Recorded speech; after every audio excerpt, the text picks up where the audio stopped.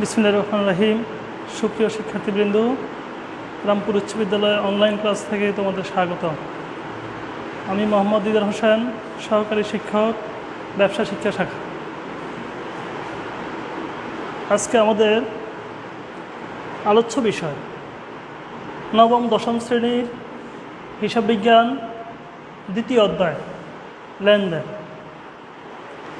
তোমরা হয়তো অনেকে দেখেছ পূর্বের ক্লাসটি আমরা লেনদেন নিয়ে প্রথম একটা ক্লাস করেছিলাম। ওই দিন আমরা শুধুমাত্র দুইটি বিষয় নিয়ে আলোচনা করেছিলাম। একটা হলো লেনদেন কি, আর একটা বিষয় ছিল লেনদেনের বৈশিষ্ট্য। আজকে আমরা লেনদেন কি আর লেনদেন বৈশিষ্ট্য থেকে আজকে আমরা যে দুইটা বিষয় নিয়ে আলোচনা করব, সেই দুইটা বিষয় হলো ঘটনা হতে লেনদেন চিহ্নিত করার ও কারণসহ ব্যাখ্যা। আরেকটা বিষয় হলো প্রত্যেক ঘটনা লেনদেন নয় ব্যাখ্যা করে। তো সুপ্রিয় শিক্ষার্থীবৃন্দ, তোমরা গত ক্লাসে যারা দেখেছিলা যে আমরা মূলত লেনদেন কি, লেনদেনের বৈশিষ্ট্য যদি আমরা বুঝে থাকি তাহলে আজকে আমরা এই দুইটা কোশ্চেনের অ্যান্সার সহজেই বুঝতে পারব। যেমন আমরা জানি যে ঘটনা থেকেই কিন্তু লেনদেনের উৎপত্তি ঘটে, তাহলে আমরা সকল ঘটনাগুলো থেকেই আমরা লেনদেন আজকে চিহ্নিত করব। কিভাবে ঘটনাগুলো থেকে অনেকগুলো ঘটনা থাকবে, এর মধ্য থেকে সবগুলো লেনদেন হবে না। কিছু ব্যক্তিগত ঘটনা থাকবে, কিছু ব্যবসায়িক লেনদেন থাকবে, কিছু লেনদেন হবে না, ব্যবসায়িক লেনদেন থাকবে না, ব্যবসায়িক ঘটনা হবে না। এগুলো আমরা শিখব লেনদেনের বৈশিষ্ট্যের আলোকে। যেমন আমরা গত ক্লাসে অনেকগুলো বৈশিষ্ট্য নিয়ে আলোচনা করেছিলাম লেনদেনের। এর মধ্যে থেকে আমি বলেছিলাম যে তিনটি বৈশিষ্ট্য আমাদের সবচেয়ে কার্যকর মনে রাখলে আমরা কি করব, লেনদেনটা সহজে চিহ্নিত করতে পারবো। এর মধ্যে থেকে আমি আবারও বলতেছি গত ক্লাস থেকে, যেমন একটা বৈশিষ্ট্য ছিল আমাদের দুইটি পক্ষ। প্রত্যেকটা ঘটনা থেকে আমরা লেনদেন যখন বাছাই করব তখন আমরা দেখব ওই ঘটনাতে দুইটি পক্ষ আছে কিনা। আরেকটা বৈশিষ্ট্য থাকবে সবচেয়ে গুরুত্বপূর্ণ হলো টাকার অঙ্কে বা অর্থের অঙ্কে পরিমাপযোগ্য। অর্থের অঙ্কে পরিমাপযোগ্য অবশ্যই হতে হবে। 3 নম্বর বৈশিষ্ট্য আর্থিক অবস্থার পরিবর্তন। যেমন আর্থিক অবস্থার প্রত্যেকটা ঘটনায় যেটা আর্থিক অবস্থার পরিবর্তন ঘটবে সেটাকে আমরা লেনদেন হিসাবে চিহ্নিত করতে পারবো সহজে। তাহলে আমরা এখানে তোমাদের সুবিধার্থে যেমন আমরা এখানে কি করলাম যে আমি প্রথমে কয়েকটি ঘটনা এখানে উল্লেখ করলাম। আজকে আমরা এই ঘটনা থেকে কোনটা লেনদেন নয় সেটা আমরা কি করব, কারণ সহ লেনদেন কি না সেটা জানবো, এবং কেন এটা লেনদেন বা কেন এটা লেনদেন নয় সেই সম্পর্কে আজকে আমরা আলোচনা করব। তাহলে যে শিক্ষার্থী যারা দেখছো তারা খুবই মনোযোগ সহকারে দেখো। যেমন আমি প্রথম একটা ঘটনা লিখলাম, দেখো এই ঘটনাটা হলো যে 2 লক্ষ টাকার মূলধন নিয়ে ব্যবসা আরম্ভ করা হলো। তাহলে এটা একটা ঘটনা। এখন এই ঘটনাটা লেনদেন কি না সেটা আমরা কিভাবে বুঝবো, সেটা বোঝার জন্য আমরা যে বললাম গত ক্লাসে যে লেনদেনের বৈশিষ্ট্যগুলো শিখলাম, আমরা ওই বৈশিষ্ট্যের আলোকেই আমরা কি করব, বিশ্লেষণ করে বুঝতে পারবো যেটা লেনদেন কি না, লেনদেন না লেনদেন নয়। তাহলে আমরা একটু বিশ্লেষণ করি। আমাদের যেটা আমি বললাম 3টা বৈশিষ্ট্য আমরা মনে রাখি। যেমন একটা বৈশিষ্ট্য হলো 2টি পক্ষ থাকে। তাহলে এই লেনদেনে 2টি পক্ষ আছে কি না। দেখো 2 লক্ষ টাকা মূলধন নিয়ে ব্যবসা আরম্ভ করা হলো। তাহলে তোমাদের জানা উচিত মূলধনটা কি। মূলধনটা হলো একটা প্রতিষ্ঠানের মালিক প্রতিষ্ঠানকে যে অর্থটা তার ব্যক্তিগত তহবিল থেকে দিয়ে প্রতিষ্ঠানে শুরু করে, বা প্রতিষ্ঠান পরিচালনার সময় প্রয়োজন মতো মালিক ব্যক্তিগত তহবিল থেকে যে অর্থটা প্রতিষ্ঠানে নিয়ে আসে, এটা হলো মূলধন। তাহলে এই ক্ষেত্রে মালিকের প্রতিষ্ঠানের মূলধন একটা পক্ষ হিসাবে কাজ করে। আর এখন মালিক প্রতিষ্ঠানে মূলধন যখন দিবে তখন মূলধন বাবদ মালিক নগদ অর্থ প্রতিষ্ঠানে দিয়ে থাকে। তাহলে এই ক্ষেত্রে প্রতিষ্ঠানের নগদ অর্থ বৃদ্ধি পাবে। তাহলে এই ক্ষেত্রে এখানে আমরা 2টা পক্ষ পেয়ে গেলাম। একটা পক্ষ হলো এই টাকাটা 2 লক্ষ টাকা, এটা হলো নগদ অর্থ। এই অর্থটা কে পাবে, প্রতিষ্ঠান পেবে। আরেকটা পক্ষ হলো মূলধন। তাহলে মূলধনটা দিল কে, মালিক প্রতিষ্ঠানকে দিল। তাহলে মালিকের মূলধন বৃদ্ধি পেল, পাশাপাশি প্রতিষ্ঠানের নগদ অর্থ বৃদ্ধি পেল। তো এইভাবে আমরা 2টা পক্ষ এখানে পেয়ে গেলাম। তাহলে 1 নম্বর বৈশিষ্ট্য আমাদের ঠিক আছে, 2টা পক্ষ আছে এখানে। তারপরে আসো দ্বিতীয় পক্ষ, আমরা দ্বিতীয় বৈশিষ্ট্য বললাম যেমন তোমার অর্থ দ্বারা পরিমাপযোগ্য। অবশ্যই প্রত্যেকটা লেনদেন অর্থ দ্বারা পরিমাপযোগ্য হতে হবে। এখন দেখো এখানে 2 লক্ষ টাকা আছে, দেখো 2 লক্ষ টাকা উল্লেখ আছে, তাহলে এটা আমরা স্পষ্টভাবে বলতে পারি যে এখানে দুইটি অর্থ 2 লক্ষ টাকা অর্থ দ্বারা পরিমাপযোগ্য। তাহলে দুইটা বৈশিষ্ট্য গেলে এবার দেখো এই ঘটনার ফলে এখন প্রতিষ্ঠানে আমার আর্থিক অবস্থার কী পরিবর্তন ঘটল। এখন তোমাকে আগে জানতে হবে যে আর্থিক অবস্থাটা কী। আর্থিক অবস্থা হলো একটা প্রতিষ্ঠানের সম্পদ, দায় ও মালিকানা সত্ত্বের অবস্থার পরিবর্তন। যেমন কীভাবে পরিবর্তনটা ঘটে একটু ফলো করো। তাহলে দেখো প্রতিষ্ঠানে এখানে মালিক মূলধন হিসেবে 2 লক্ষ টাকা প্রতিষ্ঠানে দিল, আনার কারণে প্রতিষ্ঠান 2 লক্ষ টাকা নগদ পেল।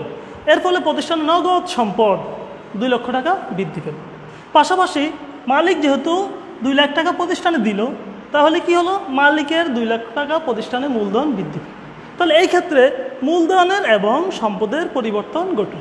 তাহলে প্রতিষ্ঠানে বুঝলাম আমরা আর্থিক অবস্থার পরিবর্তন ঘটলো, কারণ যেহেতু আর্থিক অবস্থাটা ডিপেন্ড করবে কার উপরে, সম্পদ, দায়, মালিকানার সত্ত্বে, এই তিনটার যে কোনো পরিবর্তন ঘটলো। তাহলে এখানে আমাদের মূলধন মালিকানার সত্ত্বের পরিবর্তন ঘটলো, প্লাস সম্পদেরও পরিবর্তন ঘটলো। সম্পদ বৃদ্ধি পেল, মালিকের মালিকানার সত্ত্ব মূলধনও বৃদ্ধি পেল। তাহলে এই হিসাবে আমরা বলতে পারি যে এটা লেনদেন। তাহলে আমরা প্রিয় শিক্ষার্থী এখন আমরা এই যে বৈশিষ্ট্যগুলো আলোচনা করে বুঝলাম, বিশ্লেষণ করে এই ঘটনাটা এখন আমরা বলতে পারবো কি এই ঘটনাটি একটি লেনদেন। কারণ যে এখানে 2টি পক্ষ আছে, নগদ একটা পক্ষ, মূলধন একটা পক্ষ, আর এখানে অর্থের পরিমাপযোগ্য 2 লক্ষ টাকা নগদ উল্লেখ আছে এখানে, আর একটা পক্ষ হলো এখানে আর্থিক অবস্থার পরিবর্তন ঘটলো। তাহলে আমরা বুঝবো যে এটা একটা লেনদেন। তাহলে আমরা লিখতে পারি এটা লেনদেন।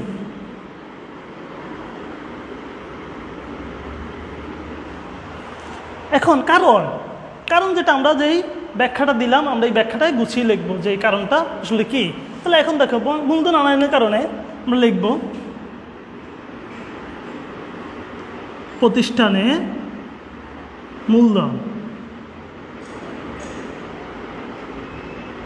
মূলধন আনয়নের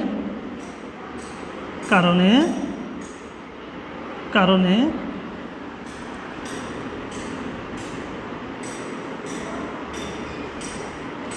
মূলধন ও সম্পদ উভয় বৃদ্ধি পেয়েছে। এতে আর্থিক অবস্থার পরিবর্তন হয়েছে। তাহলে প্রিয় শিক্ষার্থী আমরা লিখলাম কারণটা, সহজে লিখলাম, সংক্ষেপে যে লিখলাম যে প্রতিষ্ঠানে মূলধন আনয়নের ফলে কি হলো, প্রতিষ্ঠানে মূলধন ও সম্পদ দুইটাই কি হলো, বৃদ্ধি পেল।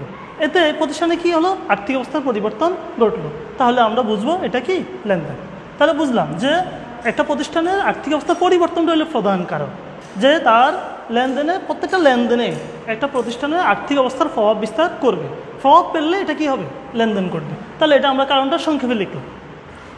তারপরে আসো এবার 2 নম্বরে। 1 গেল, 2 আসো, বলছে নগদে পণ্য ক্রয় 10,000 টাকা। তাহলে দেখো নগদে পণ্য ক্রয় করলো 10,000। তা আমরা জানি যে নগদে পণ্য ক্রয়টা, দেখো পণ্য ক্রয় করলো, তাহলে এখানে আমরা 2টা পক্ষ আমরা বাছাই করবো আগে। যেমন প্রথম পক্ষ দেখো ক্রয় একটা পক্ষ, নগদ আর একটা পক্ষ, 2টি পক্ষ দেখো। এবার আসো দ্বিতীয় বৈশিষ্ট্য হলো আমার নগদ অর্থের পরিমাপযোগ্যতা 10,000 টাকা।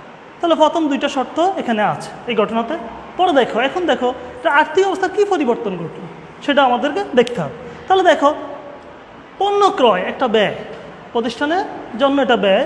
তাহলে এখন দেখো ব্যয় বৃদ্ধি পেলে, প্রতিষ্ঠানে ব্যয় বৃদ্ধি পেলে আমরা জানি যে প্রতিষ্ঠানের মূলধন হ্রাস পায়, কমে যায়। পাশাপাশি দেখো নগদ অর্থ ক্রয়ের ফলে, ব্যয় করার ফলে নগদ অর্থ প্রতিষ্ঠান থেকে কমে যাবে, মানে নগদ অর্থের হ্রাস ঘটবে, হ্রাস পাবে। এতে প্রতিষ্ঠানের নগদ সম্পদ কমবে। তাহলে একদিক দিয়ে মূলধন ব্যয় করার ফলে, ব্যয় বৃদ্ধির ফলে মূলধন হ্রাস পেল, পাশাপাশি আমার নগদ সম্পদও কী হলো, হ্রাস পেল। এর ফলে কি ঘটলো, যে এই ঘটনাতে আমরা বুঝলাম যে এর আর্থিক অবস্থার প্রতিষ্ঠানের পরিবর্তন ঘটল। তাহলে এখানে 3টা শর্তই কী হলো, পূরণ হলো। একটা শর্ত ছিল কি, যে 2টা পক্ষ, নগদ একটা পক্ষ, ক্রয় একটা পক্ষ। 2 নম্বর শর্ত হলো কি আমাদের অর্থ দ্বারা পরিমাপযোগ্য 10,000 টাকা। 3 নম্বর শর্ত হলো কি যেটা দ্বারা একটা প্রতিষ্ঠানের আর্থিক অবস্থার পরিবর্তন ঘটবে। তাহলে এই 3টা বৈশিষ্ট্য এই ঘটনাতে বিদ্যমান রয়েছে, অতএব আমরা এটা বলতে পারি অবশ্যই এটা কি লেনদেন। তাহলে আমরা লিখবো এটা লেনদেন।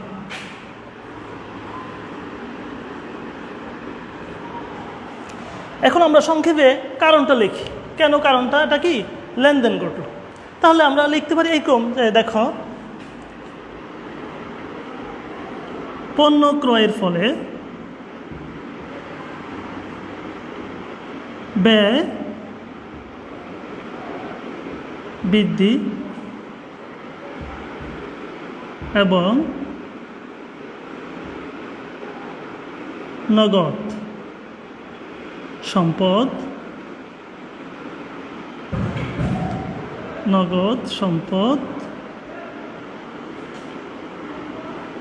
হ্রাস পেয়েছে। এতে আর্থিক অবস্থা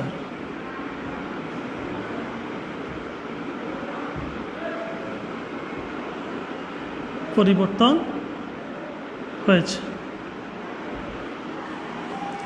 তাহলে আমরা বুঝলাম এটাই যে ব্যাখ্যাটা হলো পণ্য ক্রয়ের ফলে একটা প্রতিষ্ঠানে ব্যয় বৃদ্ধি পায় এবং পাশাপাশি নগদে পণ্য ক্রয়ের ফলে নগদ সম্পদ কমে গেল। তাহলে আমরা বুঝলাম এতে এই প্রতিষ্ঠানের আর্থিক অবস্থার পরিবর্তন ঘটে এই লেনদেনের সাহায্যে। তাহলে আমরা বুঝলাম যে নগদে পণ্য ক্রয় এটি একটি লেনদেন। তারপরে আসো 3 নম্বরে আসো। 3 নম্বর ঘটনাটা কি দেখো, 20,000 টাকার পণ্য ক্রয়ের ফরমায়েশ প্রদান। ফরমায়েশ প্রদান বলতে এখানে বোঝাচ্ছে অর্ডার করা, ইংরেজি শব্দ হলো অর্ডার, বাংলা হলো ফরমায়েশ দেন। এখন দেখো পণ্য ক্রয় করবে 20,000 টাকা, ক্রয়ের জন্য অর্ডার করলো, ফরমায়েশ দিল। তাহলে এখন দেখো এটা কি লেনদেন কিনা। তাহলে আমরা একটু বৈশিষ্ট্যগুলো আলোকে বিশ্লেষণ করি। দেখো প্রথম বৈশিষ্ট্য কি, দুইটি পক্ষ থাকবে। এখন দুইটা পক্ষ কি, দুইটা পক্ষ হলো পণ্য ক্রয় একটা ব্যয়। এখন ধরো পণ্যটা যদি নগদে ক্রয় করে, নগদ একটা পক্ষ, দুইটা পক্ষ থাকবে। কিন্তু এই অঙ্কে ধরো এখানে 20,000 টাকা একটা টাকার অঙ্কে উল্লেখ আছে। ধরো যে ক্রয় করবে সে একটা পক্ষ। তাহলে এখন দেখো আমরা বুঝলাম দুইটা পক্ষ, ধরো ব্যয় হবে, ব্যয়ের জন্য একটা পক্ষ দিলাম ক্রয়, আর একটা পক্ষ হলো কি ধরো নগদে ক্রয় করলে নগদ একটা পক্ষ, অথবা বাকিতে করলে দেনদার একটা পক্ষ। তাহলে এই ক্ষেত্রে দেখো 20,000 টাকার পণ্য ক্রয় করলো, তাহলে এটা হলো পণ্য ক্রয়ের ফরমায়েশ প্রদান। তাহলে 20,000 টাকা নগদ উল্লেখ আছে, অর্থ দ্বারা পরিমাপযোগ্য, এটা ঠিক আছে ঘটনাটি। কিন্তু এখন দেখো এই লেনদেন ঘটনার ফলে আমাদের আর্থিক অবস্থার কি পরিবর্তন ঘটল। তাহলে এখন সহজে এর আগে একটু বুঝো যে পণ্য ক্রয়ের ফরমায়েশ প্রদান মানে কি। এটা এই ঘটনাটা লেনদেনে কি হয়নি, দেখো লেনদেনে পরিপূর্ণতা পায়নি কেন। দেখো পণ্য অর্ডার করা মানে কি, পণ্য ক্রয় করা না। পণ্য ক্রয়ের জন্য ফরমায়েশ প্রদান মানে কি, পণ্য ক্রয় অর্ডার করা হয়েছে কিন্তু পণ্য এখন আমরা আদান প্রদান করে নিই, পণ্য বা ক্রয় করে নিয়ে আসা হয়নি। যদি নিয়ে আসা হতো তাহলে কি হতো, এটা কি হতো আর্থিক অবস্থার পরিবর্তন করতো। কীভাবে দেখো, এখন 20,000 টাকার পণ্য আমি ক্রয় করলাম, ক্রয় করার ফরমায়েশ দিলাম, কিন্তু আমি তো টাকাও দিই না, পণ্য এখনও আনা হয়েছে। তাহলে এই ক্ষেত্রে কি প্রতিষ্ঠানে কোনো আর্থিক অবস্থার পরিবর্তন ঘটেনি, কারণ ব্যয় বৃদ্ধিও পায়নি, প্লাস এই ব্যয়ের জন্য কোনো সম্পদ বা কোনো সম্পদ হ্রাস পায়নি, কোনো দায়ও বৃদ্ধি পায়নি। তাহলে আমরা বুঝতে পারি যে এখানে এই লেনদেনে আর্থিক অবস্থার কোনো পরিবর্তন ঘটেনি। এই ঘটনায় আমাদের আর্থিক অবস্থার কোনো পরিবর্তন ঘটেনি। তাহলে এই ক্ষেত্রে আমরা এটাকে বুঝবো যে এটা লেনদেন নয়। তাহলে আমরা লিখতে পারি এটি লেনদেন নয়, লেনদেন নয়। তাহলে এখন আমরা কারণটা লিখতে পারি সংক্ষেপে। দেখো লিখতে পারি পণ্য ক্রয়ের ফরমায়েশ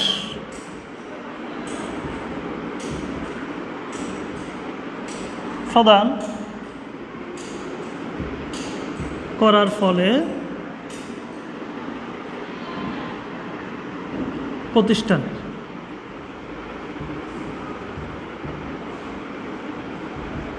আর্থিক অবস্থার পরিবর্তন হয় না। প্রিয় শিক্ষার্থী, আমরা খুব সংক্ষেপে লিখলাম যে পণ্য ক্রয়ের ফরমাইশ প্রদানের ফলে প্রতিষ্ঠানের আর্থিক অবস্থার কোনো পরিবর্তনই ঘটেনি, তাই এটা আমরা বুঝতে পারলাম এটা লেনদেন নয়। এবার আসো তারপরেরটাতে 4 নম্বরে আসো। 4-এ বলছে দেখো আরেকটি ঘটনা দেওয়া আছে, দেখো করিমের নিকট পণ্য বিক্রয় করা হয় 50,000 টাকা। দেখো করিমের নিকট পণ্য বিক্রয় করা হলো 50,000 টাকা। এই ঘটনাটি লেনদেন কিনা তাও আমরা কি বৈশিষ্ট্যের আলোকে বিশ্লেষণ করব। যেমন প্রথম বৈশিষ্ট্য হলো দুইটি পক্ষ। দেখো এখানে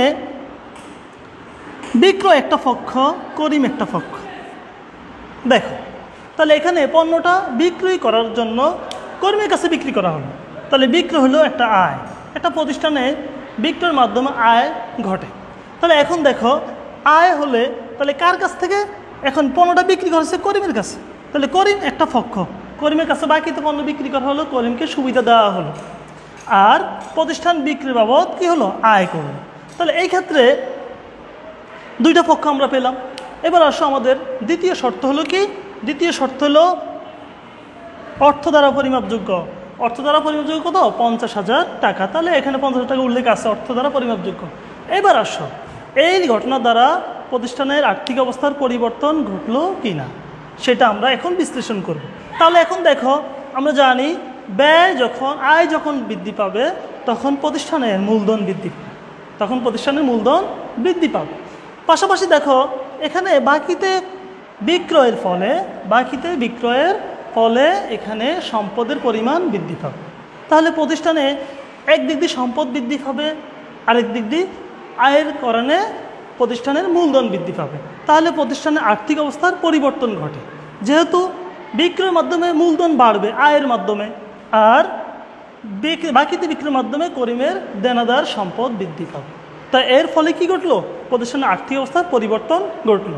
তার ফলে আমরা এটাই তো বুঝতে পারি যে এই 3টা বৈশিষ্ট্যের মাধ্যমে আমরা বলতে পারি যে এটা একটি লেনদেন। তো আমরা লিখতে পারি লেনদেন।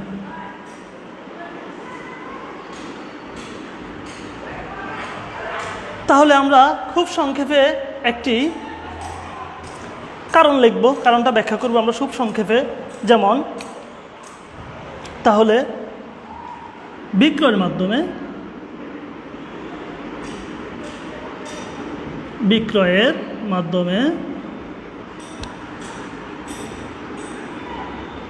মাধ্যমে আয় ও সম্পদ উভয় বৃদ্ধি পেয়েছে,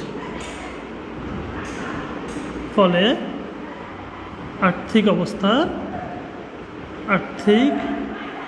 অবস্থার পরিবর্তন ঘটেছে। তাহলে এটা আমরা লিখতে পারি, সংক্ষেপে লিখলাম যে বিক্রয়ের মাধ্যমে আয় ও সম্পদ উভয় কি পেয়েছে? বৃদ্ধি পেয়েছে। এতে প্রতিষ্ঠানের আর্থিক অবস্থার পরিবর্তন হয়েছে, এই কারণে এটা লেনদেন। এবার আসো পরের 5 নম্বরে আমরা আলোচনা করব। দেখো রহমান ব্রাদার্সের নিকট হতে 20,000 টাকার পণ্য বিক্রয় অর্ডার পাওয়া গেল। তাহলে এখন দেখো একটা প্রতিষ্ঠান আর একটা প্রতিষ্ঠানকে কি করার জন্য? পণ্য বিক্রয় অর্ডার গ্রহণ করলেন। এখন দেখো প্রিয় শিক্ষার্থীবৃন্দ যে এখানে অর্ডার পাওয়া এক জিনিস আর পণ্য বিক্রয় হলো আরেক জিনিস। অর্ডার পাওয়া মানে কি? সে পণ্য নিবে তার কাছ থেকে, এই কারণে সে কি অর্ডার করবে। কিন্তু এই ক্ষেত্রে তো পণ্য আদান প্রদান ঘটেনি, পণ্য তার কাছে আছে কিন্তু সে মাত্র অর্ডারটা পেল। তাহলে যখন পণ্যটা কি হবে? এক প্রতিষ্ঠান থেকে আর প্রতিষ্ঠান নিবে, আদান প্রদান ঘটবে, তখন এটা লেনদেন সমাপ্ত হবে। তাহলে আমরা একটু যাচাই করি বৈশিষ্ট্যের মাধ্যমে। যেমন এখানে 2টা পক্ষ, একটা হলো রহমান ব্রাদার্স একটা পক্ষ, আর একটা পক্ষ হলো দেখো যে রহমান ব্রাদার্স কি করবে? যার কাছ থেকে কি করবে পণ্যটা, সে কি করবে? রহমান ব্রাদার্সের নিকট সে কি করবে? পণ্যটা ক্রয় করবে। আর রহমান ব্রাদার্সের নিকট হতে সে কি করবে? 20,000 টাকা পণ্য বিক্রয় অর্ডার পেল। এখন যে প্রতিষ্ঠান পেলো সে একটা পক্ষ। ধরো এখানে সে মনে করো যে প্রতিষ্ঠানকে অর্ডার দিল সে একটা পক্ষ হবে। তাহলে এখন দেখো বিক্রয় অর্ডার পাওয়ার ফলে এখন 2টা পক্ষ এখানে কি আছে কিনা দেখো। তাহলে 2টা পক্ষ অবশ্যই আছে, রহমান ব্রাদার্স একটা পক্ষ আর যেই পক্ষ থেকে অর্ডার নেওয়া হলো সে একটা পক্ষ, 2টা পক্ষ। এবার দেখো অর্থ দ্বারা পরিমাপযোগ্য আছে, ধরো 20,000 টাকা। 20,000 টাকা কি অর্থ কি দ্বারা পরিমাপযোগ্য। তাহলে এখন অর্থ দ্বারা পরিমাপযোগ্য ঠিক আছে, কিন্তু এখানে আমার আর্থিক অবস্থার পরিবর্তন ঘটলো কিনা সেটা আমরা একটু দেখব। দেখো কিভাবে? পণ্য বিক্রয়ের জন্য অর্ডার ফেলব, তাহলে এখন এই ক্ষেত্রে সে কিন্তু পণ্যের বিক্রয় বাবদ কোনো টাকা অর্থ সে রিসিভ করেনি বা তাকে দেওয়া হয়নি, প্লাস সেও কোনো পণ্য তাকে দেয়নি বা প্রদান করেনি। এই ক্ষেত্রে প্রতিষ্ঠানে কি হয়নি, কোনো প্রকার আর্থিক অবস্থার পরিবর্তন ঘটেনি। তাহলে এটা আমরা বুঝতে পারবো যে প্রতিষ্ঠানের যেহেতু আর্থিক অবস্থার পরিবর্তন ঘটে নাই, তাহলে এটা লেনদেন নয়। তার মানে এই লেনদেনটা সম্পূর্ণ হয়নি। যখন এই বিক্রয় অর্ডারে পণ্য সরবরাহ করা হবে তখন এটা কি হবে, লেনদেন হিসেবে গণ্য হবে। তাহলে এটা আমরা বলতে পারি এটা লেনদেন নয়, লেনদেন নয়। তাহলে কেন? পণ্য বিক্রয় অর্ডার পাওয়ার লিখতে পারি আমরা পণ্য বিক্রয়ের অর্ডার পাওয়ার মাধ্যমে প্রতিষ্ঠানের আর্থিক অবস্থার পরিবর্তন ঘটেনি। তাহলে আমরা লিখতে পারি যে পণ্য বিক্রয় অর্ডার পাওয়ার মাধ্যমে প্রতিষ্ঠানের আর্থিক অবস্থার কি পরিবর্তন ঘটেনি, তার ফলে কি হয়, এটা লেনদেন নয়। এবার আসো 6 নম্বর, কর্মচারীর বেতন পরিশোধ কত টাকা, 2000 টাকা। এখানে কর্মচারীর বেতন, দেখো এখানে বেতন একটা পক্ষ আর নগদ একটা পক্ষ, দুইটা পক্ষ আছে এখানে। তারপর দেখো অর্থ দ্বারা পরিমাপযোগ্য, অর্থ দ্বারা 2000 টাকা পরিমাপ করা হয়েছে, তো দুইটা শর্ত ঠিক আছে। এখন দেখো কর্মচারী বেতন পরিশোধের ফলে কি হলো, প্রতিষ্ঠানের আর্থিক অবস্থার পরিবর্তন ঘটে। কিভাবে ঘটে দেখো, বেতন পরিশোধ কি, এটা একটা ব্যয়, এটা একটা খরচ। তাহলে ব্যয়ের ফলে প্রতিষ্ঠানের মূলধন কমে যাবে, পাশাপাশি প্রতিষ্ঠানের যেই নগদ অর্থ দ্বারা কর্মচারী বেতন পরিশোধ করা হয়েছে এর ফলে প্রতিষ্ঠানের নগদ অর্থ কী হবে, হ্রাস পাবে। তাহলে এর ফলে বুঝলাম আমরা এই কর্মচারী বেতন পরিশোধের ফলে প্রতিষ্ঠানের নগদ অর্থ কমে গেল, ফলে পাশাপাশি প্রতিষ্ঠানের মূলধনও হ্রাস পেল ব্যয়ের ফলে। তাহলে এটা আর্থিক অবস্থা পরিবর্তন ঘটলো। তাহলে আমরা এটা সহজে বলতে পারি এটা লেনদেন। তাহলে লিখি আমরা লেনদেন, একটা লেনদেন। তাহলে আমরা ব্যাখ্যাটা লিখতে পারি আমরা বেতন পরিশোধের ফলে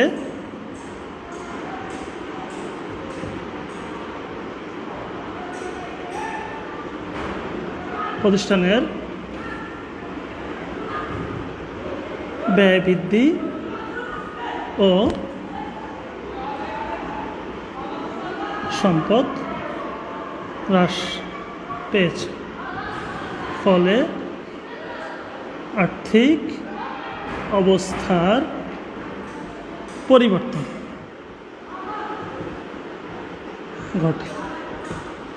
তাহলে প্রিয় শিক্ষার্থী, তোমরা বুঝে লিখে নিও যে বেতন পরিশোধের ফলে প্রতিষ্ঠানের ব্যয় বৃদ্ধি ও সম্পদ হ্রাস পেয়েছে, ফলে এটা আর্থিক অবস্থার পরিবর্তন ঘটে।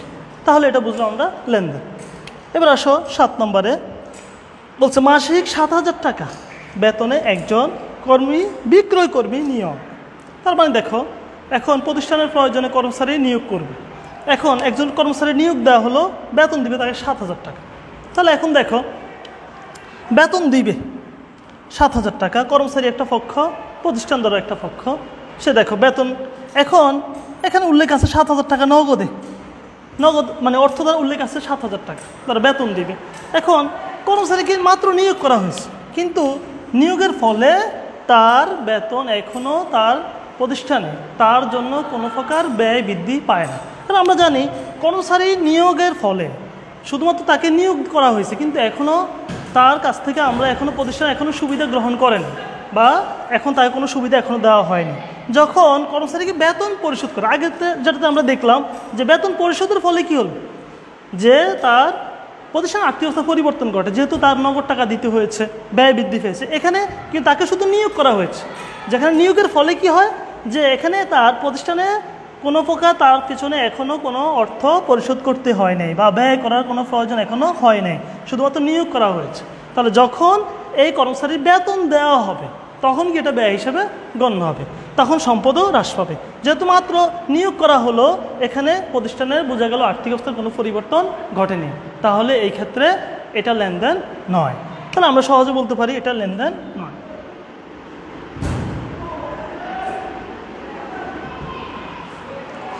তাহলে কর্মচারী নিয়োগের ফলে প্রতিষ্ঠানের আর্থিক অবস্থার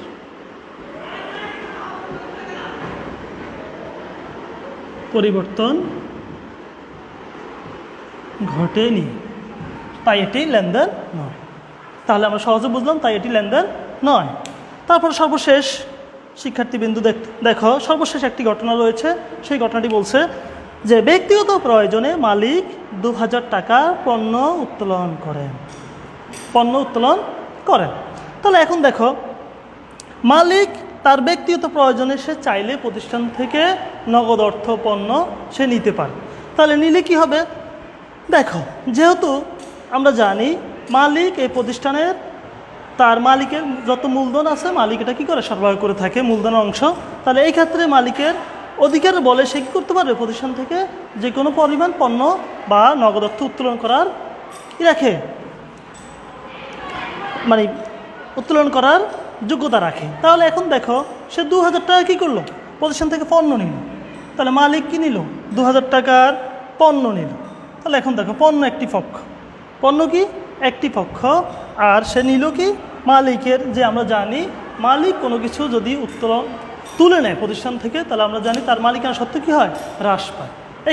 এই ক্ষেত্রে তার মালিকের মূলধন হ্রাস পাবে, তার মানে তার মূলধন হ্রাস পাওয়া মানে কি তার মালিকানা সত্ত্ব হ্রাস পায়। মালিকানা সত্ত্ব হ্রাস পায় কখন? মালিক প্রতিষ্ঠান থেকে কারবার থেকে কোনো কিছু উত্তোলন করবে। তাহলে উত্তোলন এই ক্ষেত্রে একটি পক্ষ হিসেবে বিবেচিত হবে, আর যেই জিনিসটা সে উত্তোলন করবে নগদ টাকা হোক পণ্য হোক সেটা একটা পক্ষ হিসেবে বিবেচিত হবে। তাহলে এখানে দুইটা পক্ষ পাওয়া গেল। এবার আসো তারপর বলছে কি যে অর্থ দ্বারা পরিমাপযোগ্য 2000 টাকা পণ্য সে উত্তোলন করে। তাহলে এই ক্ষেত্রে 2000 টাকা পণ্য এখানে উল্লেখ আছে, তাহলে অর্থ দ্বারা পরিমাপযোগ্য ঠিক আছে। এখন দেখো আরেকটা হলো কি আর্থিক অবস্থার পরিবর্তন ঘটলো কি?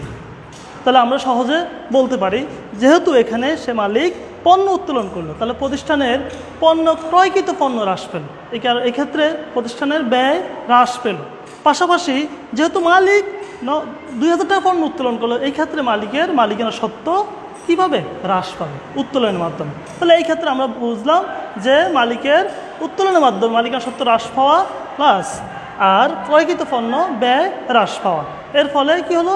প্রতিষ্ঠানের আর্থিক অবস্থার পরিবর্তন ঘটলো। তাহলে এটা আমরা সহজে লিখতে পারি এটা একটি লেনদেন। তাহলে আমরা ব্যাখ্যায় কারণ লিখতে পারি সহজে যে পণ্য উত্তোলনের ফলে মালিকানা সত্ত্ব হ্রাস ও ব্যয় হ্রাস পেয়েছে, এতে আর্থিক অবস্থার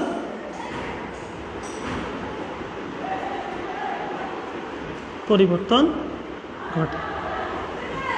তাহলে প্রিয় শিক্ষার্থীবৃন্দ তাহলে দেখো এই লেনদেনে আমরা লিখলাম যে পণ্য উত্তোলনের ফলে মালিকানা সত্ত্ব হ্রাস ও ব্যয় হ্রাস পেয়েছে প্রতিষ্ঠানে, এতে প্রতিষ্ঠানের আর্থিক অবস্থার পরিবর্তন ঘটেছে। তাহলে আমরা সহজে বলতে পারি এটি একটি লেনদেন। তাহলে মোটামুটি আমরা সংক্ষেপে 8টি ঘটনার সাহায্যে আমরা লেনদেন এবং লেনদেন নয় কোনটি সেটা আমরা বৈশিষ্ট্যের আলোকে বাছাই করলাম। তাহলে কারণ সহ সংক্ষেপে আমরা ব্যাখ্যা সামনে দিয়ে লিখলাম। তাহলে আমরা বুঝলাম মোটামুটি তোমরা সহজে বুঝতে পারবা যে এই ক্লাসটা দেখলে বুঝতে পারবো যে কোনটি লেনদেন নয়, চিহ্নিত করাটা অনেকটাই সহজ হবে। তারপর তোমরা বাসায় বাকিটা চেষ্টা করবা, বোর্ড বই থেকে ফলো করবা, লেনদেন বৈশিষ্ট্যগুলো ভালো মতো পড়ে তারপরে এটা তোমরা চিহ্নিত করার চেষ্টা করবা। তারপরে আসো 2 নম্বর কোশ্চেন হলো আমাদের প্রত্যেক ঘটনা লেনদেন নয়। বলছে এখানে প্রত্যেক ঘটনা লেনদেন নয়, ব্যাখ্যা কর। খুব সংক্ষেপে বলবো, দেখো তোমরা ইতিমধ্যে যে গত ক্লাস এবং আজকের প্রথম দিকের আলোচনা থেকে তোমরা অলরেডি বুঝে যাওয়ার কথা যে আসলে এই কথার মিনিংটা কি, যে বলছে প্রত্যেক লেনদেন ঘটনা। তাহলে আমরা যেহেতু দেখো এটা ব্যাখ্যা থেকে আমরা এটা বলতে পারি, যেমন এখানে অনেকগুলো ঘটনা আমরা লিখছিলাম, অনেকগুলো ঘটনায় এই ঘটনা থেকে আমরা কী করলাম? লেনদেন বাছাই করলাম, 1টা 2টা 3টা 4টা 5টা। তাহলে এখন দেখো ঘটনাগুলো থেকে আমরা কি করলাম? লেনদেন বাছাই করলাম। তাহলে বুঝলাম প্রত্যেক লেনদেনে কি ঘটনা, যেহেতু ঘটনা থেকেই কি হয়? লেনদেন সৃষ্টি হয় বা লেনদেনের উৎপত্তি হয়। তাহলে আমরা এই প্রশ্নের আলোকে আমরা বুঝলাম যে এখানে 8টা ঘটনা থেকে আমরা 1 2 3 4 5টা কী করলাম লেনদেন পেলাম। তাহলে বুঝলাম যে প্রত্যেক লেনদেনই ঘটনা।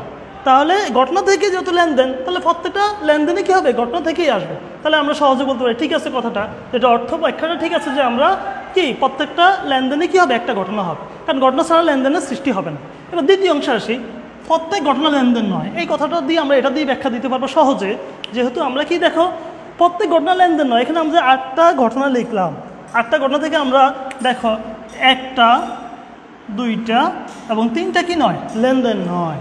তাহলে আমরা বের করলাম না যে এখানে এই কারণে তার দেখো কথার সাথে কি মিল রয়েছে, দেখো প্রত্যেক ঘটনা লেনদেন নয়। তাহলে প্রতিটা ঘটনায় কি লেনদেন লেনদেন নয়। যেমন এখানে 3টে ঘটনা আছে যে শুধুমাত্র কি অনলি এটি ঘটনা, এটি কোনো ব্যবসায়িক লেনদেন নয়। তাহলে আমরা এই মাধ্যমে ব্যাখ্যা দিতে পারি এটাই যে যেই ঘটনাটা কি মানে লেনদেন যেটা সেটা অবশ্যই ঘটনা থেকে আসবে, আর সকল ঘটনা যে লেনদেন হবে সেটা নয়, সেটা হওয়ার কোনো সম্ভাবনা থাকবে না। কারণ হলো কি এটা আমাদের কোন লেনদেনটা ঘটনাটা লেনদেন হবে সেটা আমাদের লেনদেনের বৈশিষ্ট্য থেকে আমরা যাচাই বাছাই করে যেটা আমাদেরকে লেনদেনের বৈশিষ্ট্যের সাথে সামঞ্জস্য হবে সেটাই আমরা কি হিসাবে লেনদেন হিসেবে গণ্য করব। তো সুপ্রিয় শিক্ষার্থীবৃন্দ, তোমরা আশা করি তোমরা মোটামুটি বুঝতে পেরেছ যে আসলে লেনদেন প্রত্যেক লেনদেন ঘটনা, প্রত্যেক ঘটনায় লেনদেন নয়। এটা সহজে আমি ব্যাখ্যা করার চেষ্টা করলাম। তারপর বাকিটা তোমরা আরও বাসা বেশি বেশি করে প্র্যাকটিস করবা, তাহলে তোমরা সহজে এটা বুঝতে পারবা। তো প্রিয় শিক্ষার্থী, আজকে এই পর্যন্ত লেনদেনের দ্বিতীয় ক্লাসে। পরবর্তী ক্লাসে আমরা আলোচনা করব যেমন হিসাব সমীকরণ এবং হিসাব সমীকরণের আলোকে একটা লেনদেন আমরা কীভাবে প্রভাব বিস্তার করে সেই বিষয় নিয়ে আলোচনা করব। সেই পর্যন্ত তোমরা ভালো থাকো, সুস্থ থাকো। আল্লাহ হাফেজ।